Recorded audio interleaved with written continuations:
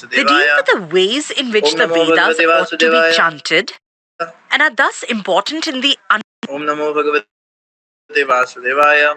Narayanam Namaskrityam Naram Chaiva Narottamam Devim Saraswatim Vyasam Tato Jayamudhiraye Nishtiprayasho Bhadreshu Nityam Bhagavad Sevaya Bhagavati Uttam Shloke Bhakti Bhavati Naishtiki Krishnaya Vasudevaya Devaki Nandanaya Cha Nanda Gopakumaraya Govindaya Namo Namaha.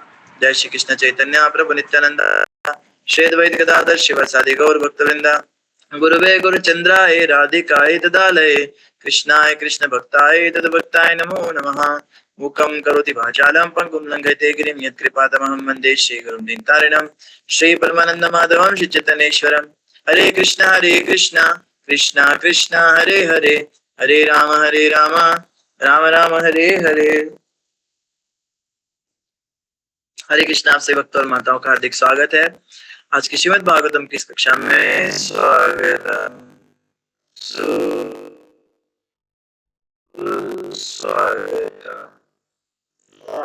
श्लोक संख्या आज हम 18 पढ़ेंगे। 17 number श्लोक कल पूरा हो गया था, तो 18वां नंबर श्लोक आज हम पढ़ेंगे। आप सभी भक्तों से प्रार्थना है सभी अपने अपने माइक करेंगे अनम्यूट और हमारे पीछे श्लोक पढ़ने का प्रयास करेंगे। सभी हमारे पीछे बोलेंगे श्रीराजोवाच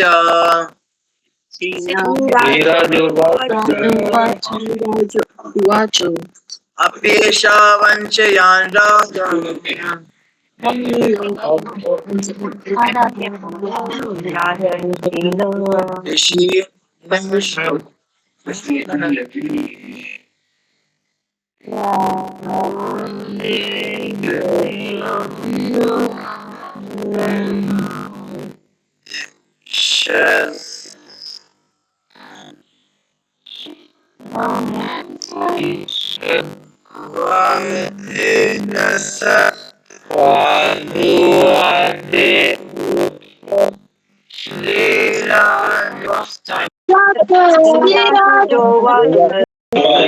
अप्येषा वञ्चयान् राजर्षि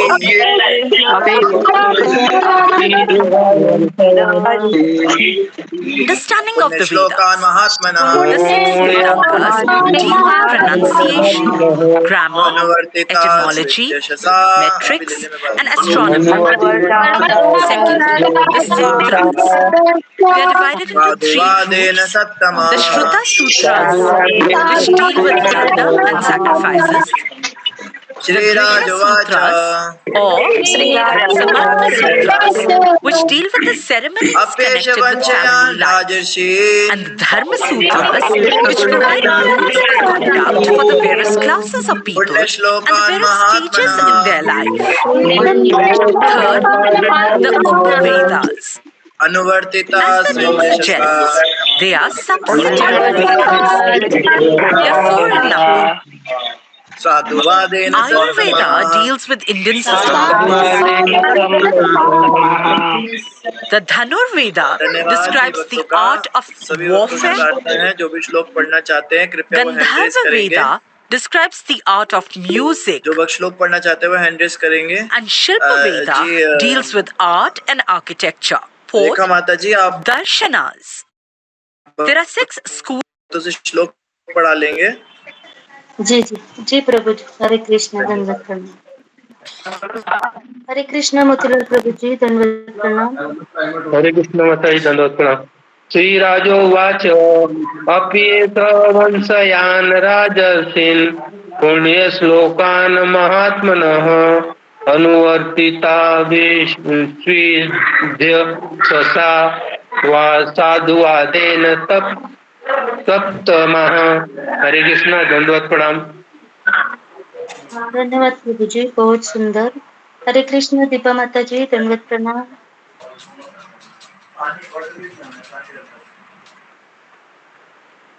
हरे कृष्ण दीपा माता जी धन्यवाद प्रणाम। जी गौरी माता जी हरे कृष्ण धन्यवाद प्रणाम। Schools of Indian philosophy known as Shad Darshanas.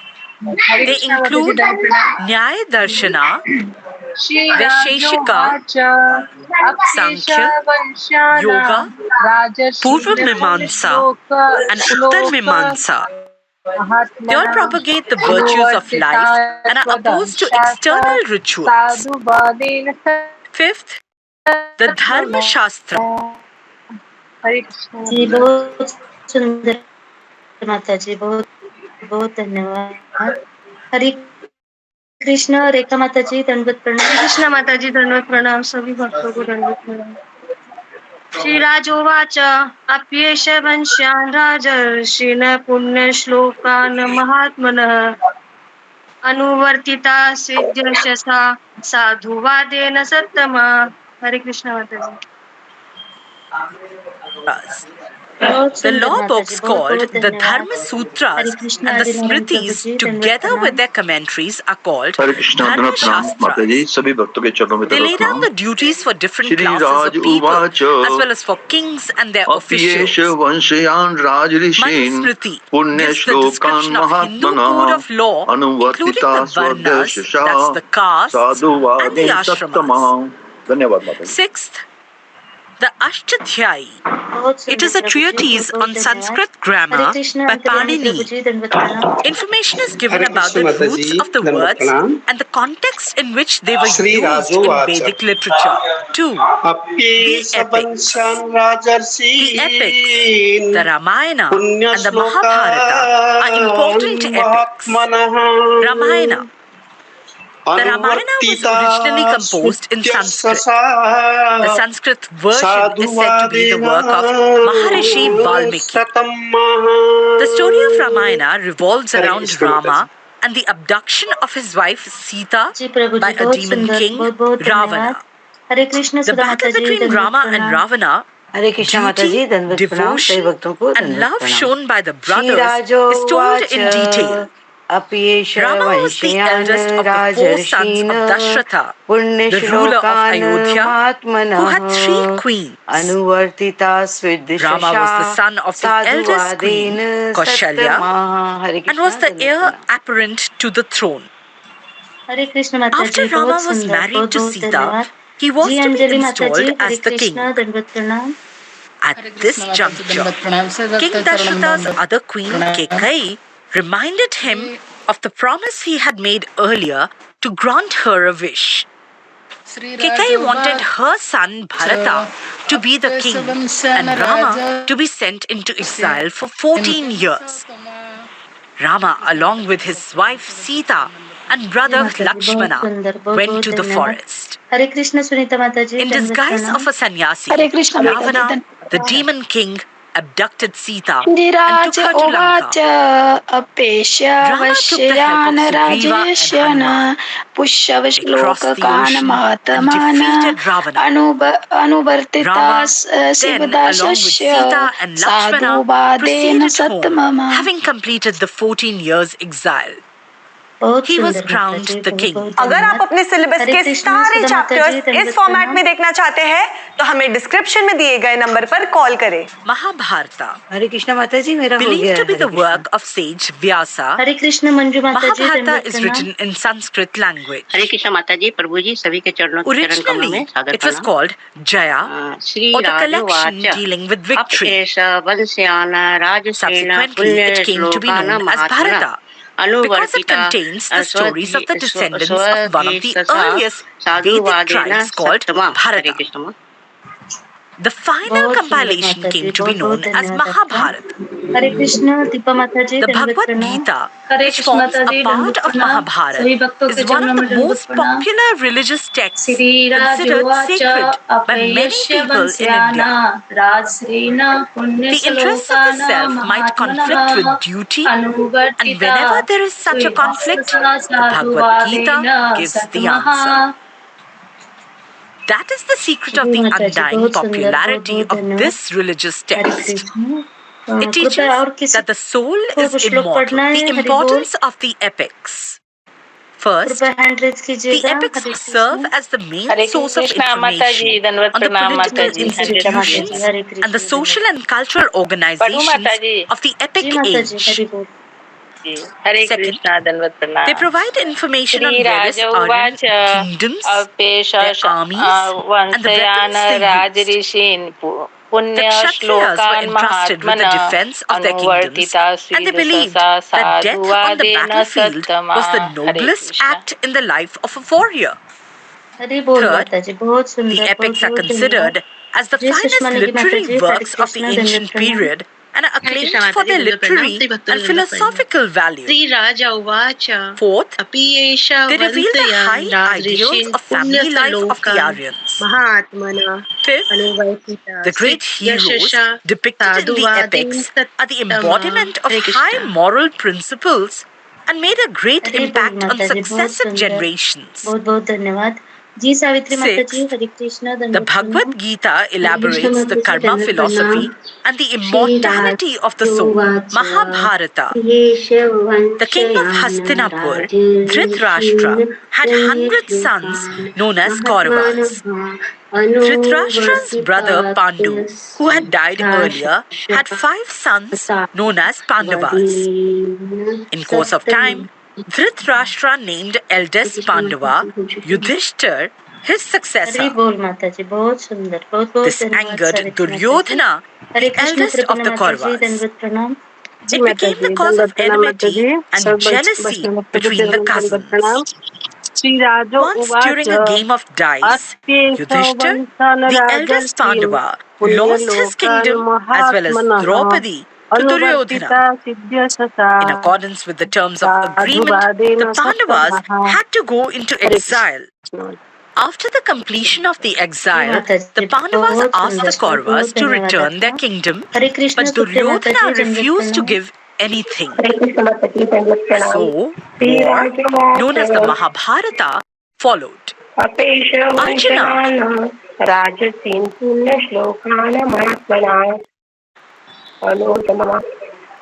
माताजी, बहुत बहुत धन्यवाद आपका। हरे कृष्ण, मैं पढ़ती हूँ। श्री राजोवाच अप्येष वंशान राजर्षीन् पुण्यश्लोक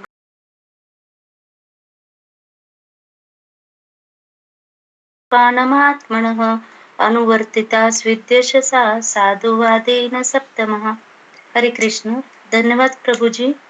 हो गए, सारे भक्त हो गए प्रभु जी। हरे कृष्ण, धन्यवाद प्रणाम। बहुत बहुत धन्यवाद माता जी। तो सभी भक्तों ने बहुत सुंदर श्लोक पढ़ा, बहुत बहुत धन्यवाद। जिन भक्तों ने भी श्लोक पढ़ा उनका भी। तो यहाँ पर हमने पिछले श्लोक में क्या चर्चा की थी, कौन बताएंगे? पिछले श्लोक में क्या पढ़ा था हमने? हम पढ़ रहे थे, ब्राह्मणों ने राजा को क्या कहा था? परीक्षित महाराज के विषय में बता रहे थे कि ये महाभागवत होंगे, ये भगवान के बहुत बड़े भक्त बनेंगे और इनकी बड़ी प्रसिद्धि होगी। तो इस तरह से उन्होंने परीक्षित महाराज का हॉरोस्कोप देखा था, परीक्षित महाराज के बारे में, और उनका नाम विष्णुराथ पड़ा था, विष्णुराथ। और उन्होंने इस प्रकार से उनकी भविष्यवाणी की थी, बहुत बड़े भक्त बनेंगे भगवान के। तो आज के श्लोक में क्या हुआ, जब वो बात उन्होंने कही ब्राह्मणों ने, तो महाराज युधिष्ठिर ने कुछ प्रश्न किए उन महात्माओं को। तो क्या प्रश्न किए, आइए जानते हैं। श्री राजोवाच, श्री राजोवाच मतलब सर्व मंगलकारी राजा ने कहा। क्या कहा? युधिष्ठिर महाराज ने कहा, अप्येष वंशयान राजर्षीन्। अपि एषा, क्या इस, अपि एषा मतलब क्या इस, वंशयान इस वंश में, इस परिवार में, राज ऋषि साधु राजाओं का। तो राज ऋषि बड़ा ही इंपॉर्टेंट है शब्द, क्योंकि यहाँ पे बताया जा रहा है कि महाराज युधिष्ठिर का जो वंशावली थी वो सभी पुण्य राज ऋषियों की रही है। तो ये नहीं कहा अपयेष वंशयन राजा, हम जैसे महान प्रतापी राजाओं की वंशावली में ये इसका जन्म हुआ, ऐसा नहीं बोला। बोला अपयेष वंशयान राज ऋषिन, हम लोग राज ऋषि रहे हैं, हमारी जो परंपरा रही है राज ऋषियों की रही है। हमारे जो भी बच्चे राजा बनते हैं उनको हम धर्म का ज्ञान देते हैं, उनको धर्म की शिक्षा देते हैं और सभी राज ऋषि बनते हैं। एक सामान्य राजा में एक राज ऋषि में क्या अंतर है, कौन बताएंगे? एक महान प्रतापी राजा है और एक राज ऋषि है, इन दोनों में क्या अंतर होता है? एक महान प्रतापी राजा में और एक राज ऋषि में क्या अंतर होता है? जी आदिनारायण प्रभु जी। हरे कृष्णा प्रभु जी, बड़े बड़े प्रणाम। कोशिश करता हूँ प्रभु जी। महाप्रतापी राजा तो आम राजा होते हैं, ठीक है, उनका बल बुद्धि शौर्य होता है उनके पास। तो जो राजऋषि होते हैं वो वो पूरे अपने जो ग्रंथ होते हैं जो हमारे पास, तो उनके मुताबिक सारा काम करते हैं।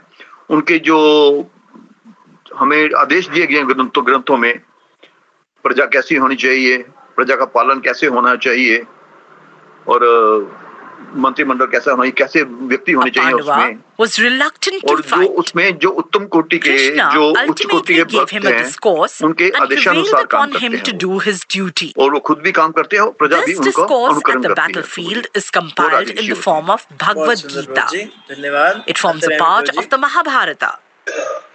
The Hare Krishna Mahabharata Guru ji, war चरणों में lasted कोटि for कोटि दंडवत प्रणाम। 18 days. Guru ji, In the war, all the जो Kaurava brothers were killed महान राजा and होता है या जो Yudhishthir became प्रबल the प्रतापी ruler राजा of होता है, Hastinapur. अगर आप अपने वो अपना सिलेबस के बाहुबल पे जीता सारे है। चैप्टर्स इस हमेशा फॉर्मेट में देखना राज्य चाहते जय हैं करने तो की हमें अभिलाषा, डिस्क्रिप्शन में दिए गए राज्य नंबर का पर सीमा कॉल को बढ़ाने करें। की ऐसे ही अभिलाषा। और एजुकेशनल वीडियोस और देखने के लिए हमारे चैनल होम रिवाइज को सब्सक्राइब करें। कोई कोई प्रजा वत्सल होते हैं, कोई कोई नहीं भी, वो अपना कर वसूलते हैं, अपना अयासी में खर्चा करते हैं, उनका मंगल भी नहीं करते। लेकिन जो राजर्षि होते हैं वो होते तो राजा, पर उनके जीवन ऋषि जैसा होता है। ऋषियों से प्रेरणा लेते हैं और ऋषियों जैसे जीवन वो जीते हैं। ये ऐसी आराम में नहीं रहते, मदिरा पान नहीं करते, प्रजा वत्सल होते हैं और प्रजा का हित साधना उनका परम कर्तव्य होता है। वो अपने राज्य की सीमा को जोर जबरदस्ती नहीं बढ़ाते। जैसे राजा जनक थे, युधिष्ठिर महाराज भी, उनको भी बोला जा सकता है। तो ऐसे ही होते हैं, वो हिंसा आचरण नहीं करते, रक्तपात में विश्वास नहीं करते और ऋषियों जैसे जिंदगी जीते हैं। वो राजा होते हुए भी परमार्थ को हासिल करने में और भगवान का सत्ता का पल पल वो उपलब्धि उनको होती है, उपलब्ध करते हैं और उपलब्धि होता है। इसलिए कभी भी वो प्रजाओं का खिलाफ नहीं जाते। हरे कृष्ण गुरु जी, दंडवत प्रणाम। बहुत सुंदर बताया प्रभु जी, धन्यवाद जी। मंजू माता जी। हरे कृष्ण प्रभु जी, दंडवत प्रणाम। राजा दो तरह के होते हैं, एक तो निर्दयी होते हैं, एक दयावान होते हैं। जो निर्दयी हुए वो तो निर्दयी रहेंगे ही और वो भोग विलास में लिप्त रहते हैं। उनको प्रजा से कोई मतलब भी नहीं रहता, कर वसूलना और प्रजा को दंड देना, या प्रजा दुखी भी हो तो कोई फर्क नहीं पड़ता है। दूसरी राजा जो होते हैं वो दयावान होते हैं, वो प्रजा के लिए ही करते हैं, प्रजा के हित को ध्यान रखते हुए, किंतु वो राज ऋषि राजा नहीं होते हैं। और जैसे कि राजा दुर्योधन थे, जो कि एक दुष्ट राजा, और जो राज ऋषि राजा होते हैं वो जैसे युधिष्ठिर हो गए, हरिश्चंद्र महाराज हो गए, और भी बहुत सारे राजा इस तरह से हैं जो यज्ञ करते हैं, पूजा पाठ करते हैं, दान धर्म करते हैं, साधु संतों का सत्कार करते हैं और अच्छी तरह से अपने राजकाज को संभालते हुए पुण्य कर्म धर्म कार्य करते हुए वो वनप्रस्थ को जाते हैं, स्वर्गलोक को जाते हैं। हरे कृष्ण प्रभु जी। बहुत सुंदर, धन्यवाद माता जी। तो यहाँ पे राज ऋषि शब्द जो है ये बड़ा महत्वपूर्ण है। राज ऋषियों की परंपरा के बारे में आप बात हो रही है। आपको कुछ याद आ रहा है कि ये राज ऋषि शब्द भगवत गीता में सुना है कभी? भगवत गीता में परंपरा और राज ऋषि ये वंश की जो बातें हो रही हैं, ये कभी ये कुछ सुनी सुनी लग रही, कोई श्लोक याद आ रहा है? जी वृषाली माता जी। जी प्रभु जी, मैंने इसलिए हैंड रेस किया है कि बहुत सारे भक्त नए लग रहे हैं नाम। अच्छा, आज नए लोग भी जुड़े हैं, बहुत सुंदर। उनमें उनके नाम अनाउंस कर देंगे आप जरा?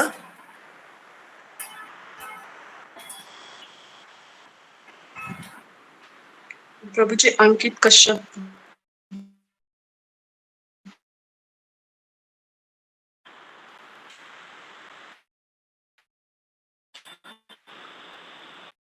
अनिकेत कश्यप जी, हरे कृष्णा।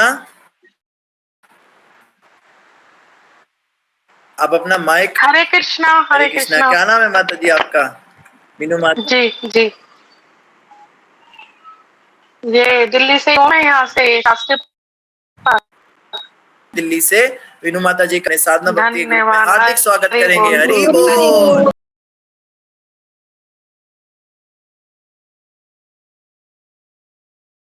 हरि बोल, हरि बोल हरि बोल। हरि बोल। हरे कृष्णा। धन्यवाद मीनू माता जी, आप प्रतिदिन आते रहें। आपका बहुत बहुत धन्यवाद और बहुत बहुत स्वागत। हरे कृष्ण। राधे राधे। हरे कृष्णा। राधे राधे। धन्यवाद। और वृषाली माता जी। एक प्रभु जी बीना माता जी भी दिख रही है। नहीं, बीना माता जी। वीना माता जी अपना माइक अनम्यूट करें।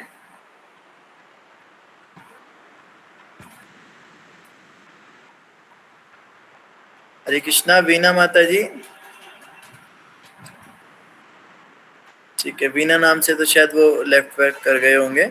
और कोई नए भक्त आए हैं आज जिनका स्वागत होना है तो कृपया कोई बता दे उनके विषय में। अच्छा, क्या वृषाली माता से ध्यान रखा कीजिए आप, कोई भी नया भक्त आता है तो उसका स्वागत करना बड़ा आवश्यक है, ऐसे इससे उनको प्रोत्साहन मिलता है। ठीक है, तो अभी हम अपनी कार्यवाही आगे बढ़ाएंगे जी।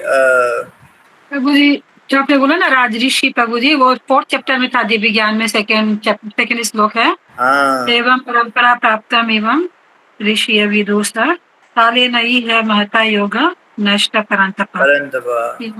वेरी गुड, बिल्कुल सही जवाब। गीता रानी माता जी भी नए लग रहे हैं। गीता रानी माता जी, हरे कृष्णा। गीता रानी माता जी, आप अनम्यूट करेंगे अपना माइक। हरे कृष्णा प्रभु जी, हम नए नहीं हैं। अच्छा, आप कभी कभी वाले हैं जी, बच्चों की वजह से जल्दी ज्वाइन नहीं हो पाता। अच्छा अच्छा अच्छा, चलो आप आते रहे माता जी, आपका भी धन्यवाद। हरे कृष्णा। हरे कृष्णा।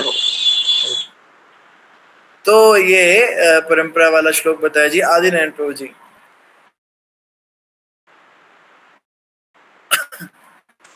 जी जी, हरे कृष्णा प्रभु जी। मैं भी यही कहने वाला था। भगवत गीता के 4थे अध्याय में 2nd नंबर श्लोक है।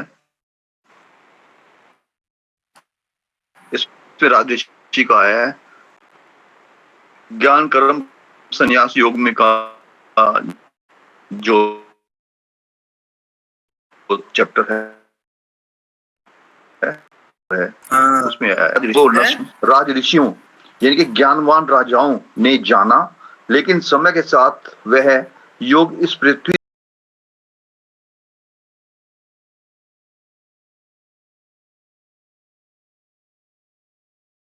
से लुप्त हो गया। बहुत सुंदर, बहुत बहुत धन्यवाद प्रभु जी। तो एक बात हमें समझ में आई है कि राज ऋषियों की परंपरा भी चलती थी पहले। जैसे आज हम अपनी गुरु शिष्य परंपरा की बात कर रहे हैं, ऐसी कभी राज ऋषियों की परंपरा भी चली थी। और जैसा कि भगवान कह रहे हैं कि इस योग को राज ऋषियों ने इस तरह समझा, अर्थात भगवत गीता का ज्ञान राजाओं के लिए था और ऋषि जैसे राजाओं के लिए था। मतलब कि ये ज्ञान ऐसा नहीं है कि केवल साधु सन्यासियों को या जो विरक्त महात्मा है उनको, ये उनके लिए है, ये हर उस व्यक्ति के लिए है जो कार्य करता है, जो कर्म कर रहा है, बेसिकली संसार में जो पैसे कमा रहा है, जिसको हम घर गृहस्थी वाला व्यक्ति कहते हैं, गृहस्थ जीवन में कहते हैं। तो प्रत्येक व्यक्ति के लिए भगवत गीता का ज्ञान था। और इस श्लोक से पहले भगवान कहते हैं, इमं विवस्वते योगम प्रोक्तवान अहम अव्ययम विवस्वान मनवे प्राहा मनुरिक्ष्वाकवे अब्रवीत। मैंने ये ज्ञान सृष्टि के आरंभ में सूर्यदेव विवस्वान को दिया था। तो विवस्वान जो सूर्य देव थे वो भी एक राजऋषि ही थे। सूर्य वंश जो है वो सूर्य देव से चलता है। क्षत्रियों के 2 वंश, सूर्य और चंद्र वंश, दोनों ही सूर्य और चंद्रमा से चल रहे हैं। तो यहाँ सूर्य देव का भगवान ने विशेष नाम लिया, विवस्वान मनवे प्राहा। विवस्वान ने इस ज्ञान को मनु को दिया। भगवान कृष्ण ने सूर्य देव को दिया, सूर्य देव ने यह ज्ञान मनु को दिया, क्योंकि मनु जो है वो अगले राजा थे। मनु इक्ष्वाकवे अब्रवीत, मनु ने फिर महाराज इक्ष्वाकु को दिया। इक्ष्वाकु वंश में ही आगे चल के रामचंद्र जी भी आते हैं। तो इसका मतलब ये जो ज्ञान है ये पहले राज ऋषियों की परंपरा में चलता था।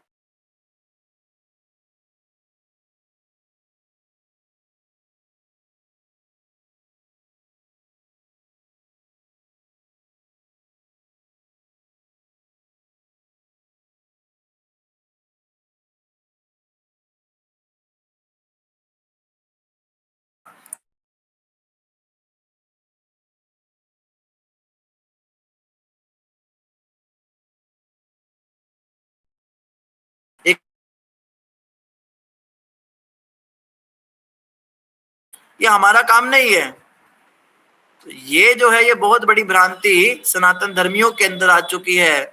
नास्तिकता का प्रचार हो गया है। वास्तव में गीता का ज्ञान तो राज ऋषियों के लिए ही होता था। राज ऋषि का मतलब लीडर्स, जो सोसाइटी को लीड करेंगे, जो लीडर होंगे। आज के जमाने में कहे तो ये जितने एमपी एमएलए हैं, इन सबको मंत्रालय में बैठ के भगवत गीता का पाठ करना चाहिए। पार्लियामेंट हाउस जो अपना है, लोकसभा है चाहे राज्यसभा है, ये इनके अंदर क्या होना चाहिए? इनके अंदर भगवत गीता का पाठ, उसके ऊपर गहन चिंतन होना चाहिए। उनको राजनीति सिखानी चाहिए, नीति शास्त्र पढ़ाने चाहिए। तो ये सब जो है, लेकिन क्या भगवान बताते हैं? स काले ने महता योगो नष्ट परंतपा। हे अर्जुन, समय के साथ वो ज्ञान लुप्त हो गया, लुप्त प्राय हो गया।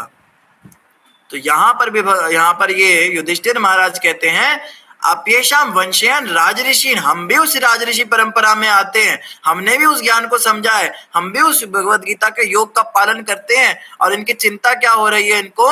हे महात्माओं, क्या यह बालक इस महान राजवंश में प्रकट हुए अन्य राजाओं की तरह राजऋषि होगा? क्या कह रहे हैं? अपि एषा वंशयान राजऋषिन पुण्य श्लोकान महात्मनः। अपि ईशान, क्या इस वंशयान, इस परिवार में राजऋषि, इस राजऋषि के परिवार में पुण्य श्लोकान, ये भी पुण्य श्लोक बनेगा क्या? महात्मना, ये भी महात्मा बनेगा क्या कोई? हम तो सभी महात्मा होते हैं। हम तो महात्मा जी उसको बोलते हैं जो चोगा पहन लेता है, चिट्टी दाढ़ी रखता है, काले रुद्राक्ष पहनते, महात्मा जी। महात्मा कोई पैंट शर्ट में भी महात्मा हो सकता है, कार्यों से व्यक्ति महात्मा होता है, महात्मा और दुरात्मा होता है। तो युधिष्ठिर महाराज को चिंता हो रही है कि जैसे हमारे परिवार के पहले पूर्वज रहे, सब राज ऋषि रहे हैं, दिखने में राजा लगते थे पर जीवन साधु वाला होता। जैसे अंतर्यामी प्रभु ने बताया, राज ऋषि है तो राजा, पर जीवन ऋषियों के जैसा है, नियम के साथ जीवन जीते हैं, नीति के साथ जीवन जीते, अय्याशी नहीं करते, गलत काम कुछ नहीं करते। तो ऐसे राज ऋषियों की इस परंपरा में महात्मा, ये भी महात्मा बनेगा क्या? अनुवर्तिता, उनका अनुयायी बनेगा। सित यशसा साधुवादेन सत्तमः। हे महात्माओं, मुझे बताइए, साधुवेन, ये महिमान्वित होगा क्या? यशसा, इसका यश होगा क्या? स्वित, ऐसा होगा? ये प्रश्न कर रहे हैं, ये चिंता इनको हो रही है, राज ऋषि की परंपरा को आगे बढ़ाएगा कि नहीं। अब आप देखेंगे, इस वाले वाक्य से पहले ही भगवत गीता का गान हुआ था। भगवत गीता इससे बहुत पहले हुई थी। परीक्षित महाराज का जन्म बाद में हुआ है। भगवत गीता में भगवान कह रहे हैं, योगो नष्ट परंतपा, वो परंपरा लुप्त हो गई राज ऋषियों की। और ये युधिष्ठिर महाराज कह रहे हैं, हमारी राज ऋषियों की परंपरा है, ये भी राज ऋषि होगा कि नहीं? तो अगर राज ऋषियों की परंपरा नष्ट हो गई थी, तो युधिष्ठिर महाराज कौन से राज ऋषियों की बात कर रहे हैं? और अगर युधिष्ठिर महाराज कहते हैं कि हमारी परंपरा तो अब तक चल रही है राज ऋषियों की, हम राज ऋषि हैं, तो फिर भगवान कौन सी परंपरा की बात कर रहे थे? कौन बताएगा? प्रश्न समझ में आया? प्रश्न दोबारा पूछता हूं। प्रश्न ये है कि युधिष्ठिर महाराज यहाँ पे कह रहे हैं हमारी राजऋषियों की परंपरा चलती है, तो क्या ये बालक भी राजऋषि बनेगा? इसका मतलब परंपरा चल रही है। और इसके पहले भगवत गीता के गान में, इसके कुछ सालों पहले ही भगवत गीता का गान हुआ, उसमें भगवान कहते हैं योगो नष्ट परंतपा, राज ऋषियों की परंपरा लुप्त प्राय हो चुकी है, इसलिए मैं दोबारा से तुम्हें ज्ञान दे रहा हूं। तो राज ऋषियों की परंपरा का लुप्त हो गई है, तो यहाँ तो चल रही है, युधिष्ठिर महाराज की तो चल रही है। तो भगवान ने ये क्यों कहा कि राज ऋषियों की परंपरा लुप्त हो गई? जी रंजना माता जी। हरे कृष्णा प्रभु जी, आपको चरण प्रभु जी। वो तो 5000 साल पहले, मतलब वो बहुत पहले भगवान बता रहे हैं कि लुप्त हो गई थी, क्योंकि वो फिर से अर्जुन को दे रहे हैं ना, मतलब उसके समय से पहले से, अर्जुन के समय से पहले से लुप्त हो गई थी ये राज ऋषि की परंपरा। इसलिए भगवान फिर से बोले कि फिर से मैं तुम्हें बता रहा हूँ, एक भगवद गीता का ज्ञान दे रहा हूँ।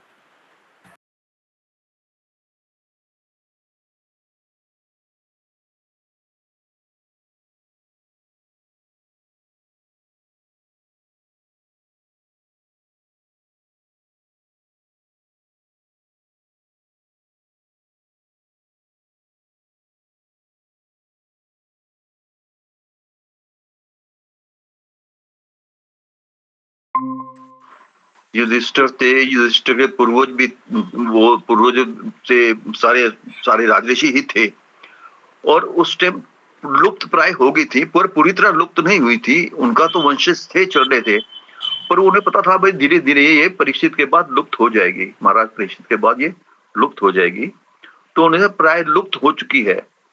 पर वो तो उसी वंशज से थे ना, युधिष्ठिर भी उसी टाइम वक्त के थे, उसी समय थे, और अर्जुन भी थे। तो जो गीता श्लोक उन्होंने अर्जुन को बताया, ये जो अब थोड़ी कम हो गई, पहले से कम हो गई है, इसका मतलब ये है भाई प्राय लुप्त हो गई है। कोई बड़े कम ऐसे राजऋषि हैं जो जानने वाले हैं, उनमें से महाराज युधिष्ठिर भी एक हैं, और महाराज परीक्षित भी एक होंगे। बिल्कुल सही जवाब। वास्तव में भगवान ने ये नहीं कहा कि लुप्त हो चुकी है, लुप्त प्राय कहा। जैसे हम कहते हैं हमारी सनातन संस्कृति लुप्त प्राय हो गई है, बड़ों का सम्मान करने की संस्कृति लुप्त प्राय हो गई है। इसका ये मतलब नहीं कि पृथ्वी पर एक भी व्यक्ति नहीं बचा जो सनातन को मानता हो या बड़ों की इज्जत करता हो। कहने का मतलब है कि बहुत कम हो गए। जैसे अंग्रेजी में आप पढ़ते हैं एंडेंजर्ड स्पीशी और एक्सटिंक्ट स्पीशी। एक तो एंडेंजर्ड होते हैं वो प्रजातियां जो लुप्त होने के कगार पर आ चुकी हैं, जिनकी संख्या बहुत कम रह जाती है, उनको एंडेंजर्ड कहते हैं। और एक्सटिंक्ट वो होती हैं जो पूरी तरह लुप्त हो चुकी है। तो लुप्त प्राय शब्द भगवान ने कहा, ये नहीं कहा कि खत्म ही हो गई। तो कौरवों के जो ये वंश है, कुरु वंश है, इसमें तो बची थी, इसीलिए इस राज परंपरा के अंदर पूरे विश्व पर शासन हुआ। आप देखिए युधिष्ठिर महाराज कौन से देश के राजा थे? युधिष्ठिर महाराज पूरी पृथ्वी के राजा थे। Bharat, Afghanistan, America, Russia, China, Middle East, Europe, South African countries और North American countries, Korea, Japan, सारे देश युधिष्ठिर महाराज के द्वारा कंट्रोल होते थे। वो सब पे राज करते थे वो। आप सोच के देखिए, आज कोई भी ऐसा प्रभावी राजा नहीं है जो पूरे विश्व के ऊपर दमन कर सके सबका। पूरे वर्ल्ड में इतनी वॉर चल रही है, इतना लड़ाइयां चल रही है, कोई उसको रोक नहीं पा रहा है, क्योंकि एक लीडर नहीं है पूरे विश्व का। लेकिन किसी जमाने में इसी दिल्ली में बैठकर पूरे विश्व पर कंट्रोल किया जाता था। ये हस्तिनापुर, ये इंद्रप्रस्थ, ये दिल्ली का जो इलाका है, यहाँ पर बैठकर युधिष्ठिर महाराज पूरे विश्व को चलाते थे। क्यों? क्योंकि राज ऋषियों की परंपरा बची थी, थोड़ी सी बची हुई थी। तो उस राज ऋषि परंपरा के अंदर, और आप देखेंगे भीष्म पितामह भी राज ऋषि थे। भीष्म पितामह एक बहुत बड़े राज ऋषि थे, और उनके पिता शांतनु महाराज भी राज ऋषि थे। तो इनकी परंपरा नहीं टूटी थी राज ऋषियों की।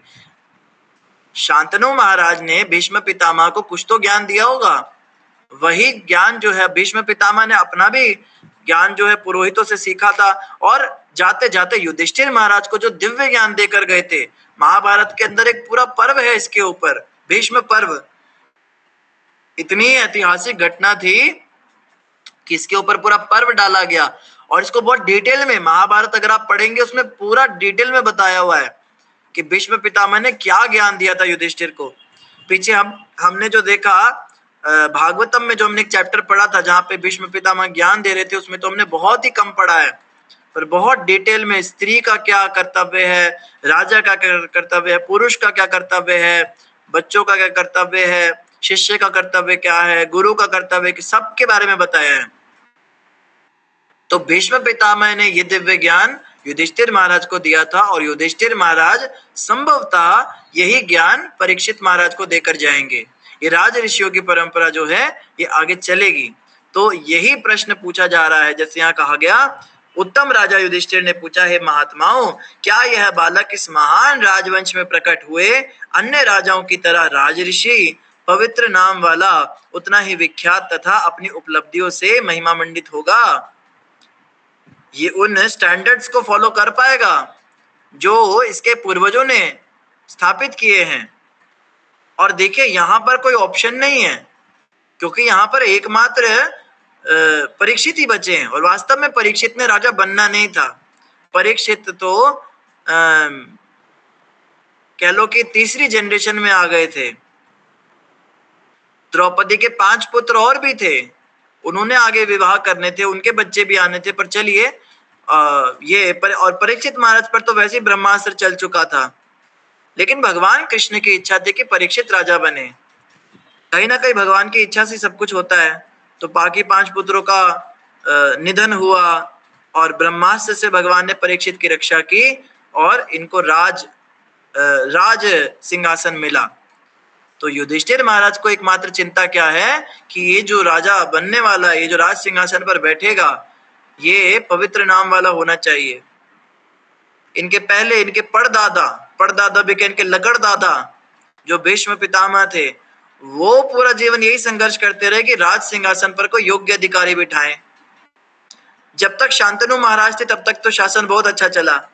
शांतनु महाराज के जाने के बाद में उन्होंने जो विवाह किया था सत्यवती से, उसके पुत्र चित्रांगद और विचित्रवीर्य, ये छोटे छोटे थे। इनको राजनीति सिखाई होगी, सब सिखाया होगा, दोनों ही बिना संतान के मर गए। फिर भीष्म को आगे अपनी दोनों भाभियों का नियोग कराना पड़ा। नियोग से फिर पांडु और धृतराष्ट्र उत्पन्न हुए और साथ में विदुर भी उत्पन्न हुए। पर चलो, विदुर तो पुत्र थे, अब धृतराष्ट्र जो थे जन्मांध थे, तो पांडु को सिखाया होगा एक अच्छा राजा बनना। भीष्म पितामह कितनी मेहनत की होगी सोचिए। पांडु भी जो है विवाह करते ही 5 पुत्र छोटे छोटे उनके हुए जरूर, लेकिन कम उम्र में ही चले गए, वो भी राज सिंहासन संभाल नहीं पाए। तो मजबूरी में धृतराष्ट्र को बिठाना पड़ा। और धृतराष्ट्र को, जहां तक हमें लगता है, ये हमारी मेंटल कॉन्कॉक्शन है, हम गलत भी हो सकते हैं, धृतराष्ट्र को कभी उस तरह से ट्रेन ही नहीं किया गया होगा कि वो राजा बने, क्योंकि बचपन से सबको पता था पांडु नहीं राजा बनना है, इसकी तो आंखें नहीं है। तो उसको वो राज ऋषियों वाली नीति या तो सिखाई नहीं गई होगी या वो महत्वाकांक्षी रहा। इस वजह से वो राज सिंहासन पर बैठने के लायक था ही नहीं, लेकिन उसको बिठा दिया गया।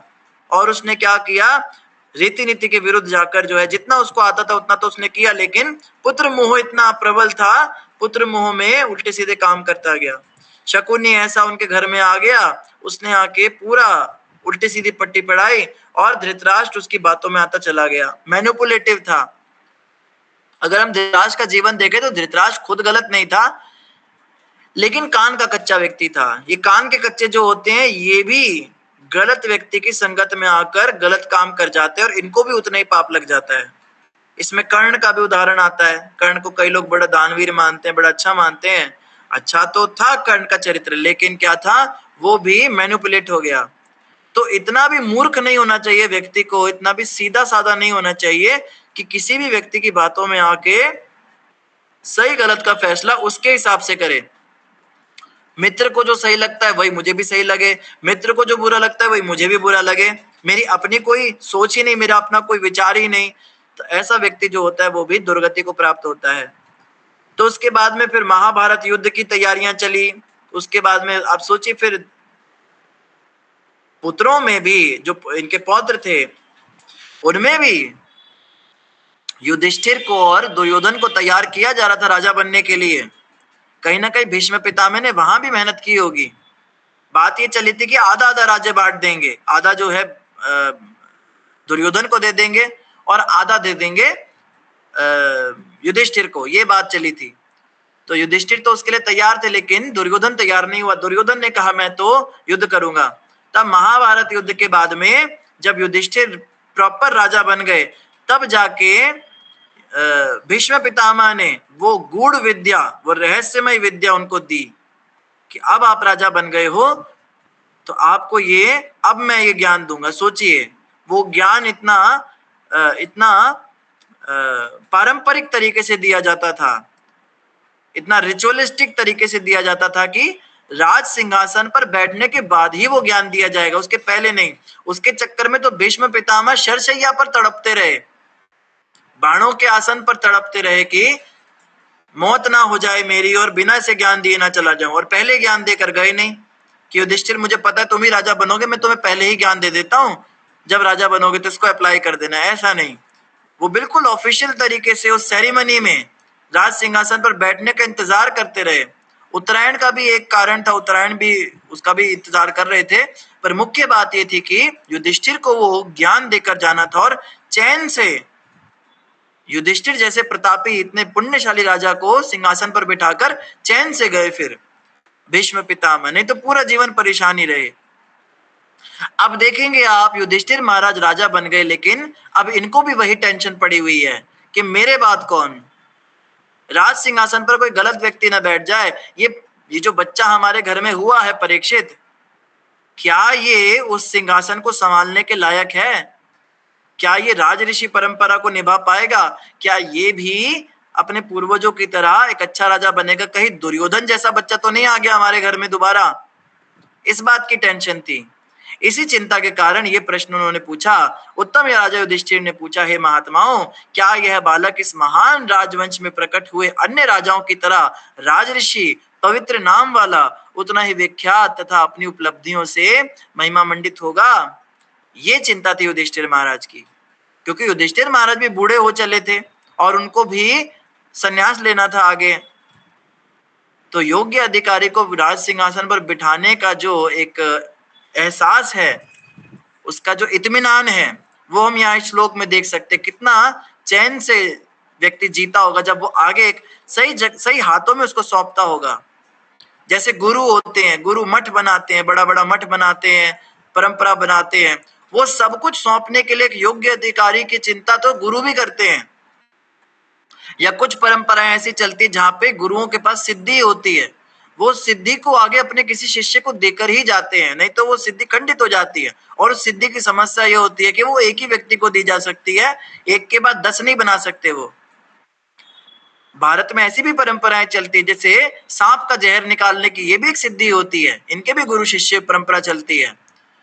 वो कुछ मंत्र उच्चारण करके, कुछ नीम की डाल लगाकर उसमें वो जहर खींच लेते हैं, ये सब सिद्धियों से होता है। वो भी ढूंढते हैं कि कोई योग्य मुझको शिष्य मिले, उसको मैं सिद्धि देकर फिर मैं चैन से मरूं। या काले जादुओं में भी सिद्धियां होती है, भूत प्रेतों की सिद्धियां होती है, वो भी ढूंढते हैं ये मंत्र जो सिद्ध किया है ये किसी योग्य शिष्य को देकर जाऊं।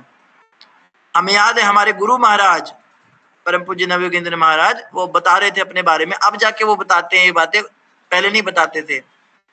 तो महाराज कहते जब वो मेरी उम्र के थे, करीब 30 के आसपास थे, 30-35 के थे, उस समय पे वो वृंदावन इस्कॉन मंदिर के टेम्पल प्रेसिडेंट थे।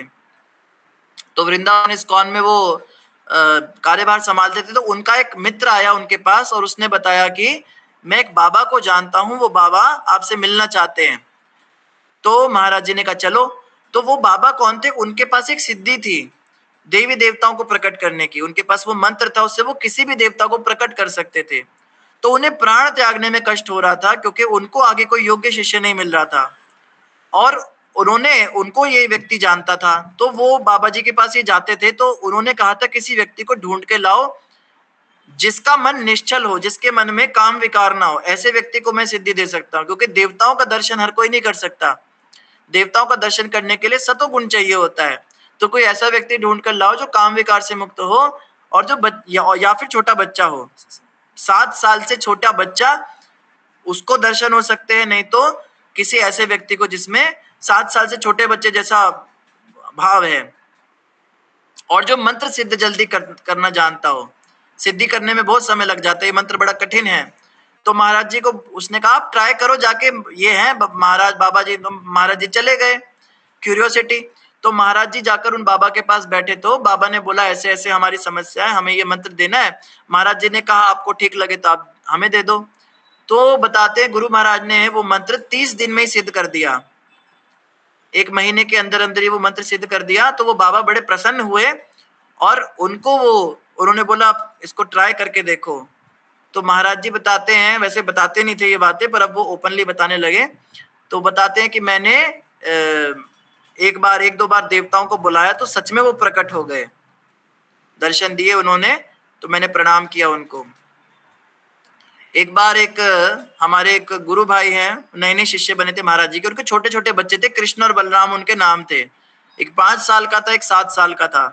तो महाराज जी ऐसे बैठे थे उनके घर पे, तो उन बच्चों को पूछते, बच्चों तुम्हें दर्शन करने, भगवान देवताओं के दर्शन करने? बोलते हाँ हमें करने हैं, क्योंकि बच्चों को भी करा सकते थे। तो बोला कौन से भगवान के दर्शन करोगे? कहते नरसिंह भगवान के दर्शन कराओ। तो महाराज जी ने मंत्र से नरसिंह भगवान को प्रकट किया। तो उनके माता पिता भी सामने बैठे, उन्हें नहीं दिख रहे थे। तो बच्चे जो हैं दोनों एकदम हक्के बक्के रह गए, देख रहे हैं। तो माता पिता पूछते बच्चों दिख रहा है तुम्हें? कहते हाँ। क्या दिख रहा है? तो सारा बताया उन्होंने, ऐसे भगवान है, उन्होंने ये पहना हुआ है, ये हाथ में है। उन छोटे छोटे बच्चों को मैं सोचता हूँ, मैं पता नहीं कहाँ था, मैं मेरे को दर्शन करा देते उस समय में, अभी छोटा ही होऊंगा उस टाइम पे। तो खैर अब तो वो कृष्ण बलराम जो दोनों हैं वो बड़े बड़े हो गए। बलराम प्रभु जो है वो बहुत उनकी उम्र हो गई, अब तो 30 के करीब, 35-40 साल के हो गए होंगे, शादीशुदी भी होगी, बच्चे भी उनके। तो वो उनको मैंने कंफर्म करके पूछा, मैंने कहा ऐसे से हुआ? तो वो कहते हैं हाँ बचपन में किया था मैंने, इतना तो याद नहीं है लेकिन बहुत छोटा था उस समय में। तो कुछ समय के बाद क्या हुआ, महाराज जी गाड़ी से जा रहे थे तो उनके कार का एक बहुत खतरनाक एक्सीडेंट हुआ। लगभग वो एक्सीडेंट में जो है मृत्यु निश्चित सी, मतलब इस तरह से कुछ हुआ। तो कुछ ऐसा संकेत मिला कि देवताओं को कष्ट होता है जब उन्हें बुलाया जाता है, तो ये मंत्र जो है इसे देवताओं को नहीं कष्ट देना चाहिए। बस सिद्धि थी कि सिद्धि किसी को मिल जाए, पर इसका इस्तेमाल फिर महाराज जी ने उसके बाद कभी इस्तेमाल नहीं किया। वो दिन था और आज का दिन है, इतने साल महाराज जी ने दोबारा उस मंत्र को प्रयोग नहीं किया। तो ऐसी सिद्धियां जो होती हैं, ये इनकी भी वंश परंपराएं चलती है, इन गुरुओं की, ये भी किसी को आगे वो देकर जाते हैं। तो युधिष्ठिर महाराज भी परीक्षित महाराज को ये राज विद्या, ये जो इनको मिली थी भीष्म पितामह से, ये उनको देकर जाना चाहते थे। तो पता कर रहे हैं इस श्लोक में वो कि क्या ये उस योग्य है, इसको मैं वो ज्ञान दूंगा या नहीं दूंगा। तो ये तात्पर्य पढ़ेंगे, तात्पर्य जगतगुरु श्रील प्रभुपाद के द्वारा। जगतगुरु श्रील प्रभुपाद की जय। तात्पर्य छोटा ही है, ज्यादा बड़ा नहीं है, एक बार इसकी रीडिंग जरूर कर लेते हैं। तो आज जो नए भक्त जुड़े हैं उन्हीं को हम मौका देते हैं। हाँ, अनिकेत कश्यप की आईडी से माता जी आप तात्पर्य पढ़ना चाहेंगे? मीना माता जी, मीनू माता जी? नहीं, अभी नहीं। अभी नहीं, ठीक है। बीना कुमारी माता जी आप पढ़ना चाहेंगी? ठीक है। गीता रानी माता जी पढ़ना चाहेंगी? हरे कृष्णा प्रभु जी। प्रभु जी हमारे क्लास में ना एक माता जी न्यू है, पूर्वी माता जी। पूर्वी माता जी किस आईडी से जुड़े हैं? जी आईडी का तो मुझे पता नहीं है, वो जुड़े। हरे कृष्णा प्रभु जी। ठीक है, उनका भी वेलकम करेंगे। जी गीता माता जी आप पढ़ेंगे तात्पर्य? जी प्रभु जी, वो पूर्वी जो आपने बोला पीहू माता जी, वो मेरा ही है। अच्छा आप ही हैं? अच्छा अच्छा जी ठीक है। जी गीता जी माता प्रभु जी, तात्पर्य जी ये प्रभु जी जो हिंदी में। हाँ जी तात्पर्य है, राजा युधिष्ठिर के पूर्वज राजऋषि पुण्य आत्मा तथा अपनी महान उपलब्धियों से महिमा मंडित थे। वे राज सिंहासन पर बैठकर भी संत थे। फलस्वरूप राज्य के सारे सदस्य सुखी, पुण्यात्मा, सदाचारी, सुसंपन्न तथा आध्यात्मिकता में प्रबुद्ध थे। ऐसे महान साधु राजा महात्माओं तथा आध्यात्मिक आदेशों के कठोर मार्गदर्शन में प्रशिक्षित थे। फलस्वरूप राज्य साधु पुरुषों से परिपूर्ण रहता था और आध्यात्मिक जीवन सुखमय होता था। महाराज युधिष्ठिर स्वयं अपने पूर्वजों की प्रतिमूर्ति थे और उनकी यह अभिलाषा थी कि उनके बाद भी जो राजा हो वह उनके महान पूर्वजों के समान हो। वे विद्वान ब्राह्मणों से यह जानकर प्रसन्न थे कि ज्योतिष गणना के अनुसार नवजात शिशु महाभागवत होगा और वे व्यक्तिगत रूप से यह जानने के इच्छुक थे कि बालक अपने महान पूर्वजों का अनुगमन करने वाला होगा या नहीं। यही राजतंत्र की शैली है। शासन चलाने वाले राजा को पुण्यात्मा, उदार, भगवत भक्त तथा छिछोरों के लिए साक्षात भय होना चाहिए। उसे अबोध जनता के ऊपर राज्य करने के लिए समान रूप से योग्य उत्तराधिकारी भी छोड़ जाना चाहिए। आज के लोकतांत्रिक ढांचे में सारे लोग शूद्र के गुणों या उससे भी अधम गुणों तक पतित हो चुके हैं और इन्हीं के प्रतिनिधि द्वारा सरकार चलाई जाती है, जो प्रशासनिक शिक्षा की शास्त्रीय शैली से अनजान होता है। इस प्रकार सारा वातावरण शूद्र गुणों से व्याप्त हो जाता है, जो काम तथा लोभ के रूप में प्रकट होते हैं। ऐसे प्रशासक प्रतिदिन आपस में लड़ते रहते हैं। प्राय दलों तथा समूहों के स्वार्थ के कारण मंत्रिमंडल में परिवर्तन होते रहते हैं। प्रत्येक व्यक्ति मृत्यु पर्यंत राज्य के संसाधनों का दोहन करते रहना चाहता है। कोई भी व्यक्तिगत राजनीतिक जीवन से तब तक निवृत्ति नहीं ले लेता जब तक उसे ठोकर मारकर बाहर नहीं कर दिया जाता है। भला ऐसे निम्न कोटि के लोग जनता का कल्याण कैसे कर सकते हैं? इसी का परिणाम है भ्रष्टाचार, चालबाजी तथा पाखंड। उन्हें विभिन्न पदों का भार संभालने के पूर्व श्रीमद् भागवत से यह सीखना चाहिए कि आदर्श प्रशासक कैसा हो। हरे कृष्ण। बहुत बहुत धन्यवाद माता जी, बहुत सुंदर पढ़ा आपने। तो तो सारा कुछ हमने डिस्कस कर ही लिया था। प्रभुपाद जी वही बात बता रहे हैं कि किस तरह से राजतंत्र और प्रशासक गण जो हैं, जैसे राज ऋषि परंपरा में युधिष्ठिर महाराज के जो और भी महान राजा थे, उनके पहले के जो पूर्वज थे, उसी परंपरा को आगे बढ़ाने के लिए वो चाहते थे कि ये परीक्षित महाराज भी तैयार हों। उसी के लिए प्रश्न पूछ रहे थे। और फिर प्रभुपाद जी ने आज के लोकतंत्र से इसको कंपेयर किया, तो प्रभुपाद जी बताते हैं ये तो बिल्कुल ही बर्बाद सिस्टम है। यहाँ पे तो कोई आगे कोई शासन नहीं, कुछ नहीं, झगड़ा करना, लड़ाइयाँ करना दलों में, और हमेशा ये ऑपोजिशन के नाम पर हर किसी के काम में टांग अड़ाना, कोई सही काम भी करता हो तो भी उसको गलत ठहराना, रैलियां निकालना और वोट बैंक बनाना, वोट बैंक के नाम पे जनता को लालच देना, मूर्ख जनता को और मूर्ख बनाना।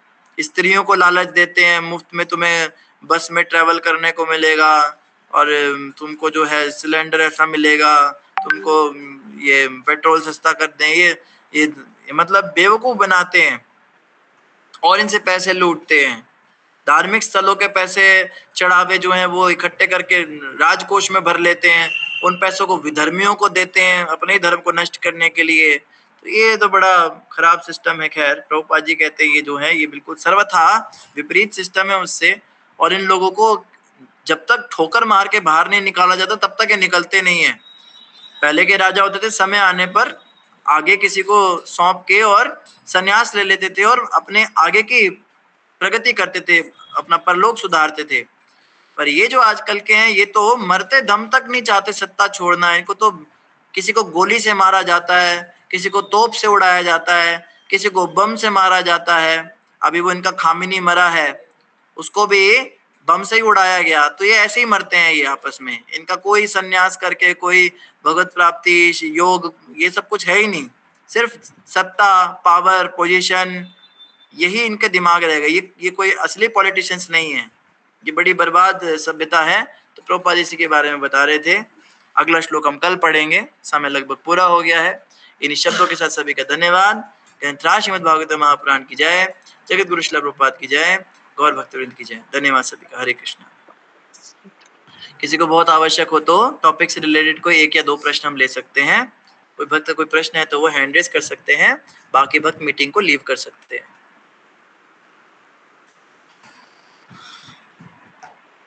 ठीक है, धन्यवाद आदिनारायण प्रभु जी।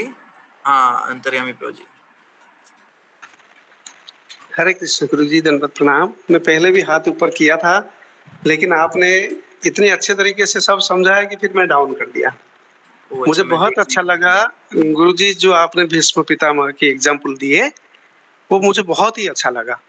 क्योंकि बेशक वो राज सिंहासन पे आरूढ़ नहीं थे, राजा नहीं थे, लेकिन असली राजा तो वही थे। उन्होंने पूरा जिम्मेवारी ले रखा था हस्तिनापुर के ऊपर, अगर कोई आक्रमण करेगा तो उसका जवाब वो देंगे। हस्तिनापुर की राजगादी को वो सुरक्षित करके रखे थे अपने तरफ से। और बाकी जैसे आपने बोले थे परंपरा के हिसाब से, तो परंपरा कब टूटती है? परंपरा तब टूटती है जब कुछ मुष्टि में ये लोग अपना स्वार्थ के लिए मजबूरन चलती हुई परंपरा में हाथ डालते हैं, सिर्फ अपने पर्सनल स्वार्थ के लिए। धृतराष्ट्र कोई राजा थोड़ी था, वो तो व्यासादि ऋषियों ने तो पांडु को ही राजा बनाए थे, क्योंकि जन्म से अंधा था। वो अंधा कैसे राजा हो सकता है? पर अपना स्वार्थ को देखते हुए जबरन उसने एक तरफ से दिखा जाए छीना तो नहीं सिंहासन, लेकिन पांडु की मृत्यु के पश्चात उसकी बड़ा फायदा उठाया उसने। तो खाली आंखों से अंधा नहीं था, अकल से भी अंधा था वो, पुत्र मोह से अंधा था वो, है ना। इसलिए ऐसे दुराचारी दुर्योधन और उसकी जो बाकी भाई विकर्ण को छोड़ करके सब दुराचारी ही तो थे। तो बाप जैसा बोलते हैं ना, लाइक फादर लाइक सन, जैसे बाप ऐसे बेटे, बाप नंबरी बेटे 10 नंबरी। ये कहावत आज तक चलती आ रही है ना, ये भी तो एक परंपरा है। और जैसे प्रभुपाद जी ने अभी एग्जाम्पल दी आजकल की जो सरकार की, यही चल रही है सरकार में भी, है ना। आपने सही कहा, कोई सही करे या गलत करे उसकी निर्णय नहीं हो रहा है। सही आदमी को हमेशा अपमानित होना पड़ता है, दबाया जाता है। क्यों? डर रहता है गलत आदमी को कि इसकी ये अगर सही करे तो हमारा नंबर कहीं ना पड़े। और देखिए अभी जैसे राजर्षियों की बात आप किए थे, महाराजा पुरु थे, पुरु के नाम पे कुरु वंश पड़ा। कुरुक्षेत्र क्या था पहले? बंजर जमीन था।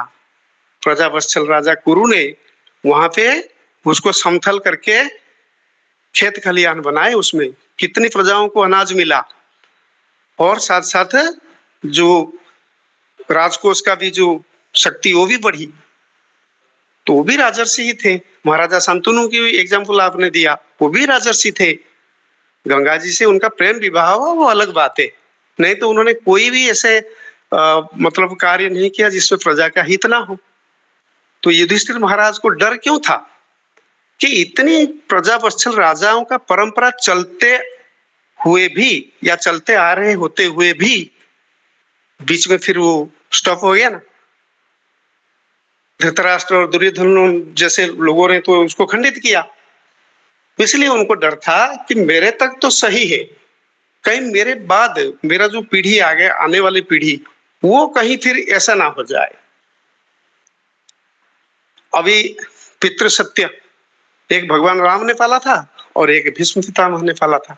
इतनी बड़ी सत्य पालने की क्षमता है किसी में? उनके बाद की पीढ़ी द्वापर से लेकर के अभी तक है किसी में? नहीं।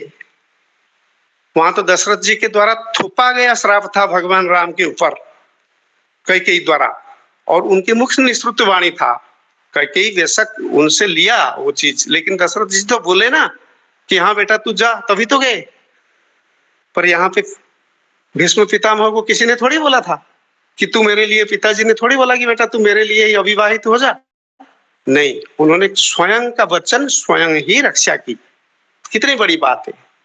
जहां वहां पिताजी के आदेश का पालना किया भगवान राम ने, पर यहाँ पितामह भीष्म ने अपनी प्रतिज्ञा के ऊपर खड़े उतरे, तभी तो उनको इच्छा मृत्यु मिली। भगवान राम जी को भी ये नहीं मिली, ये वरदान इच्छा मृत्यु की, जो भीष्म पितामह को मिला। तो ये डर था युधिष्ठिर महाराज को। और फिर देखिए दोनों के जो ससुर है वो भी राजर्षि थे। भगवान राम के ससुर जी जनक महाराज राजर्षि थे, पांडवों के ससुर द्रुपद महाराज वो भी राजर्षि थे। देखिए कैसे परंपरा है।